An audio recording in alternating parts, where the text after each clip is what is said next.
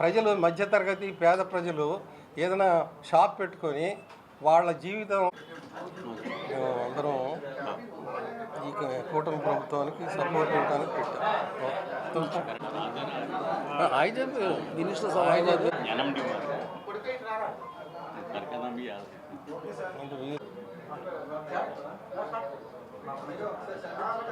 అందరికీ నమస్కారం. వచ్చాను.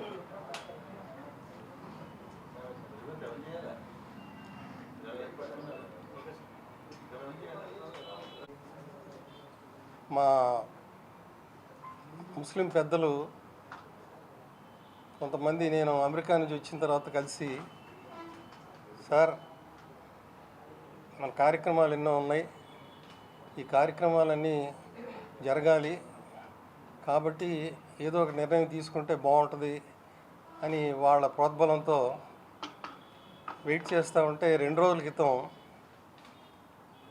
ముఖ్యమంత్రి చంద్రబాబు నాయుడు గారి రివ్యూ ప్రోగ్రాంలో మైనారిటీ వెల్ఫేర్ మినిస్టర్ ఫారూక్ గారు ఆ మీటింగ్లో ఉన్నారు.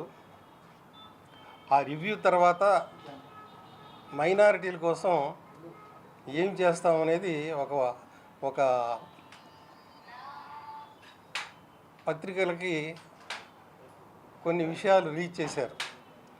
అందులో ముఖ్యంగా ఎన్నో ఏళ్ల నుంచి వీళ్ళంతా చిన్నపిల్లలుగా ఉన్నప్పటి నుంచి ఈ ఊళ్ళో ఉన్న వక్ఫ్ ల్యాండ్స్ దాదాపు 5,000 పైచిలకు ఎకరాలు మాకు ఒక బోర్డులో ల్యాండ్స్ ఉన్నాయి.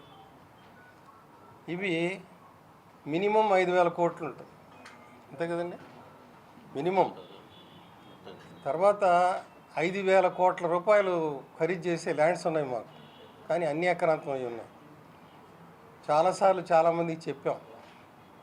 గత ప్రభుత్వంలో కూడా నేను వైసీపీలో జనరల్ సెక్రటరీ కూడా చేశాను. దఫాలుగా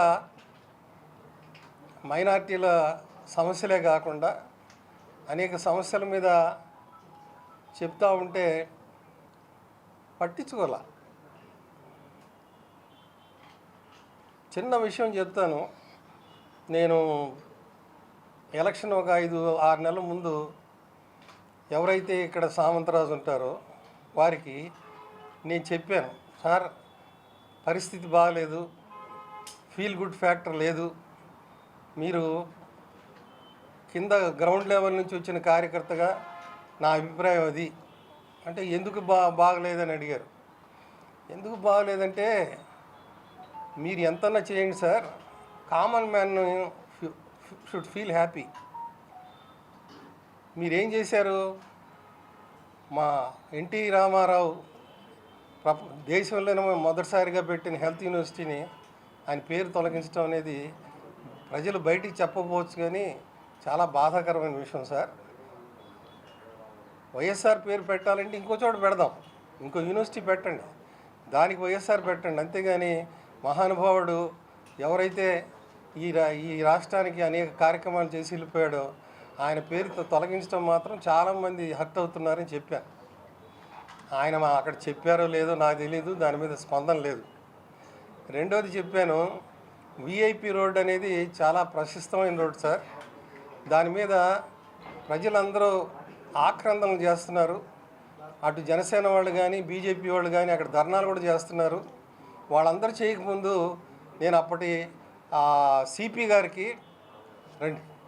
గారికి నేను వాట్సాప్ మెసేజ్ నా దగ్గర ఇప్పటికి కూడా ఉంది.